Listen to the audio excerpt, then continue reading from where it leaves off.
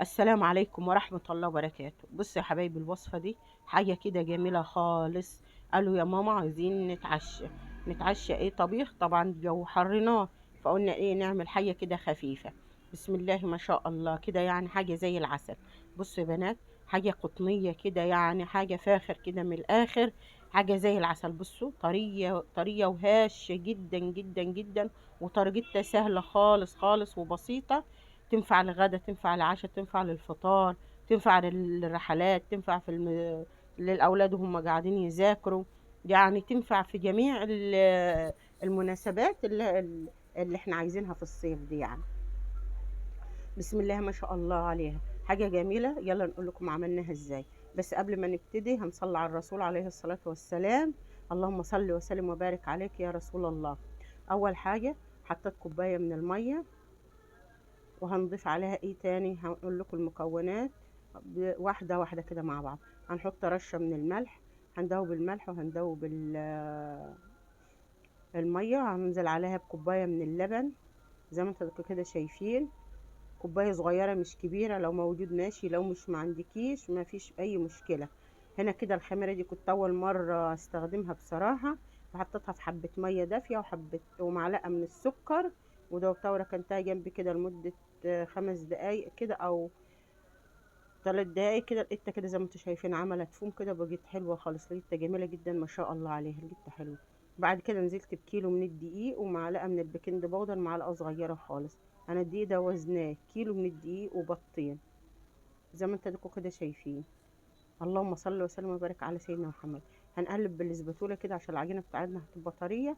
واول ما ندخل الميه في الدقيق كده، انا ما نزلتش بالدقيق كله مره واحده، هنزل بيه بالتدريج زي ما انتوا كده شايفين. بعد كده هنحش السباتوله ونعجن بايدنا. الوصفه دي من الوصفات السهله جدا جدا جدا. وهنحط لها معلقتين من الزيت زي ما انتوا كده شايفين اهو. اللهم صل وسلم وبارك على سيدنا محمد. هنلم في العجينه كده معانا مع بعض يا بنات، كده هنعجنها كده. بس لو وصلنا لحد هنا كده في الفيديو، ما تنسوناش بلايك واشتراك في القناه وكومنت كده حلو من ايدكم الجميله. اللهم صل وسلم وبارك على سيدنا محمد. بعد ما لمينا العجينه يا بنات كده زي ما انتوا كده شايفين، نزلت بمعلقه من الزبده الطريه اهو. بصوا يا بنات، اهي زبده كده طريه كده، نزلت بيها كده لم بيها. معلقه الزبده دي تيجي لها كده 50 جرام زي ما انتوا كده شايفين. هنلم بيها كده لان احنا ما حطيناش ماده دهنيه غير معلقتين من الزيت بس. فحطينا كده المعلقه دي كده 50 جرام من الزبده. اي زبده عندك، لو ما عندكيش زبده سمنه ماشي. والله جميله جدا جدا، بسم الله ما شاء الله، وصفه زي العسل كده اهي. شايفين يا بنات؟ نلم فيها كده لحد ما تنعم معانا كده. نفضل نعجن فيها نعجن فيها كده.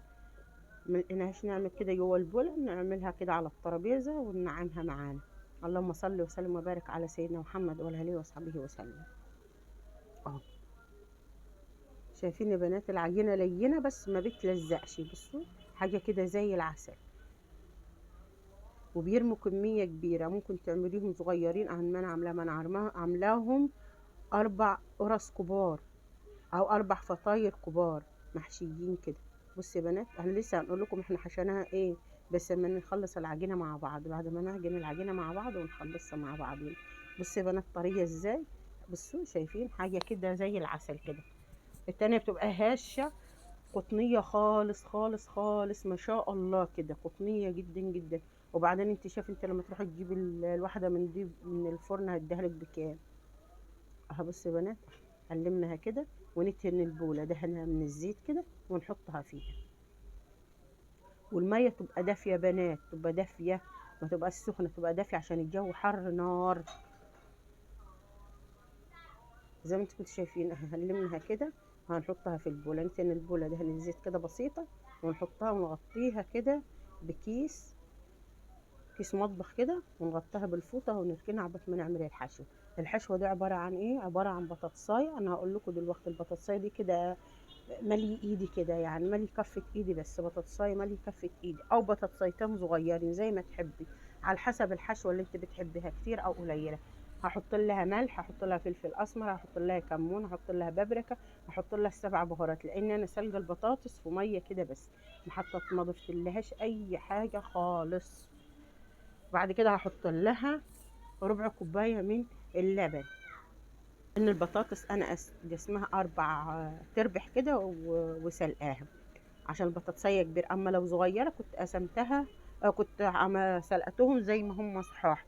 بعد كده ضفت لها حبة من الجبنة الموتزاريلا، حبة من الجبنة الرومي لو موجودين عندي، كان البيت موجودين عندي حطيتهم. وكمان عندي حبة لحمة متعصجة بقي وصفة كنت عاملاها، فهضيفها لهم برضو كده عشان تزيدها قيمة غذائية، وتزيدها كده تبقى حلوة كده. بسم الله ما شاء الله، تاكليها احلى من البيتزا. العجينه يا بنات اختمرت معانا زي ما انتوا كده شايفين كده، عبت مجهزنا الحشوه اهو. بسم الله ما شاء الله. انا استنيت البطاطس لما سلقتها وبردت شويه، كانت دافيه وهرستها. بصوا يا بنات اختمرت ازاي، شايفينها هايشه وقطنيه ازاي ما شاء الله. بصوا يا بنات انا هحطها كده على الصينيه اقطعها، شايفين طريه ما شاء الله، الله اكبر. عشان كده لو عايزه مخبوزاتك تبقى حلوه وطريه وهشه، تخلي العجينه طريه، تخلي العجينه طريه ولينه معاكي، تبقى طريه ما تلزقش معاكي، وفي نفس الوقت تبقى طريه العجينه. بصوا يا بنات انا عاملها على 4، ممكن انت تعمليها صغيره، ممكن تعمليها كبيره زي ما تحبي. انا عملتهم على 4، يعني الواحده فيهم نص كيلو، او فيهم اقل من نص كيلو على حسب الصينيه بتاعتي. بس بسم الله ما شاء الله طلعوا زي ما انتم شايفين كده، حاجه كده فاخر من الاخر، جمال جدا جدا بسم الله ما شاء الله. بس لو وصلنا لحد هنا في الفيديو يا بنات، ما تنسوناش بلايك كده بيتكم الجميله، ربنا يخليكم كده يا رب، ويخليكم نعمه في حياتنا كده، ويبارك فيكم. واشتراك كده، يعني لو مش مشتركين عندنا في القناه تشتركوا كده وتنورونا وتكترونا يا رب، يبارك فيكم. بعد كده يا بنات بصوا، بعد انا قطعتهم وسبتهم كده، بفردها كده من الطروف، من الطروف يا بنات، بخفية كده تفرديها من الطروف، عشان الحتة اللي في النص دي او قلب الكورة كده ما تبقاش رقيقة، عشان لما تعمل تحط الحشوة ما تطلعش منك. اهو بصوا يا بنات، وبحب اسحبها واعملها كده. بصوا اهي بكورها كده كده اهو كده، بلمها كده زي ما انتوا كده شايفين. وهنقرب معكم طبعا الكاميرا هنوريكم انا اعملها ازاي. اهو بصوا بلمها كده زي البقجة اهي كده. بصوا يا بنات، وهحطها على الصينيه طبعا اللي انا هفرت عليها. الصينيه دي دهنها بقول لكم، بصوا دهنها حبه زيت كده بسيطه. بصوا اهي كده شايفين اهي. هنركنها كده على جنب ونغطيها بكيس تلاجة كده لحد ما نخلص الكميه كلها تكون ارتاحت. اخر واحده نعملها نيجي فاردين اول واحده تكون ارتاحت معانا، عشان تفرد معاكي في منتهى السهوله. هنجيب واحده تاني كده زي ما انت كده شايفه، هنفرد الطروف بس يا بنات، الطروف بس يا بنات، عشان الحشوه ما تطلعش منك، عشان لما تيجي تبططيها كده او تفردها في الصينيه الحشوه ما تطلعش منك. شايفين النص قاب كيك اهو، قاب كده في النص، عشان الحشوه ما تطلعش مننا. حاجه كده نظيفه تعملها في البيت وكتيره، وما بتاخدش وقت، ما بتاخدش سوا على الفرن، يعني ما بتاخدش يعني غاز كتير ولا حاجه. ما في ثواني كده، بدل ما تروحي تشتري حاجات كده الله اعلم معموله ازاي، انت تعملي كيلو في البيت، ممكن تعمليه صغنن كده وتحطي فيه اكياس وتحطي في الفريزر. وقبل ما تاكلي عارفه نفسك انك انت هتاكلي، قبلها بنص ساعه كده تطلعيه تحطيه على الرخامه تفك، تبقى زي المخبوزه بالظبط. او عندك ميكروويف تسخنيه فيه، يبقى عامل زي ما تكوني لسه خبزاه دلوقتي حالا. احنا هنغطيه كده زي ما انتوا كده شايفين. اللهم صل وسلم وبارك على سيدنا محمد وعلى اله وصحبه وسلم. ما تنسوناش بلايك واشتراك يا بنات بايديكم الحلوه كده، ربنا يبارك فيكم كده، عشان عايزين القناه تكبر بيكم ان شاء الله. المعجنات يا بنات خير في البيت ورزق والله، بيخلي ريحه البيت كله خير ورزق، تحس بالرزق كده والخير، تحس ببيتك مليان خير. اهو بصوا يا بنات اول واحده عملناها اهي، بخفيه كده على الطروف كده ونبطط كده، واللي في النص بكف ايدنا كده، بالكف كده ونفرده اهو. شايفين اهو. الاولاد قاعدين مستنيين بيحبوا المعجنات ما شاء الله، يعني بيقول احلى من اللي بنشتريها بكتير، وبعدين بيبقى كلها بركه. اهو بصوا يا بنات، احنا مغطين بالكيس النايلون، انا الكيس النايلون ده كده فتحاه كده وحطاه، احطه على دي كده ترتاح لمدة دقيقة عقبال ما افرد باقي الفطير كده، وهرجع لها تاني هفردها اكملها في الصينية. لان كل ما تسيب العجينة ترتاح كل ما تفرد. بس انا مش عايزاها تاخد خمر قوي عشان ما تهبطش مننا في الفرن. فاهمة يا بنات؟ يعني انا ابططهم كده في الاخر واحدة. بص سبتها ارتاحت، بص اتبططت ازاي. هعملها دلوقتي واتن وشها بصفار بيض ومعلقة من اللبن، وهاتن وشها. اهو بص يا بنات، هنخرمها كده. ممكن تعملها بشوكة وممكن تعملها بايدك كده زي ما انا عملتها. اللهم صل وسلم وبارك على سيدنا محمد وعلى اله وصحبه وسلم. حاجة كده يعني زي العسل، والله والله جميل جدا جدا. بصوا شايفين الجمال؟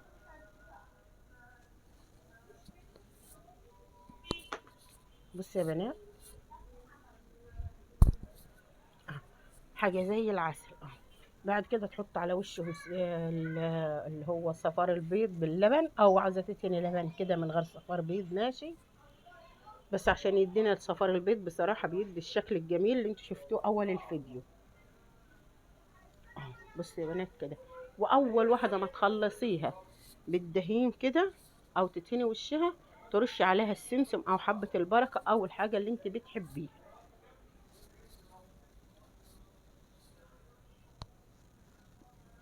بص يا بنات، دهنت وشها كده، وهرش على وشها حبة من السمسم، لان السمسم برضو فيه كالسيوم.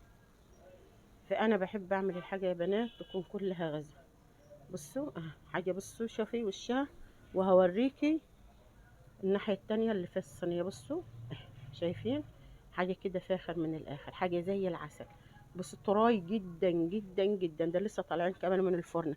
وملحوظة كمان، أول ما تطلعهم من الفرن تغطيهم بفوطة، تغطي المعجنات بفوطة عشان تطرى معاكي. بصي يا بنات، شايفين قعرها وشايفين وشها زي العسل كده. تحطها على الرف في النص كده، فرن البوتاجاز كده، حاجة زي العسل زي السكر كده. بسم الله ما شاء الله، خفيفة وقطنية، والحشوة فيها جميلة وطعمة. لا تعرف حاجة كده أحلى من البيتزا بكتير، زي العسل اهي. بسم الله ما شاء الله، شايفين طرية ازاي؟ شايفين الحشوة يا بنات؟ بسم الله ما شاء الله. بصوا الحشوة زي العسل كده، بكوباية شاي كوباية لبن كده.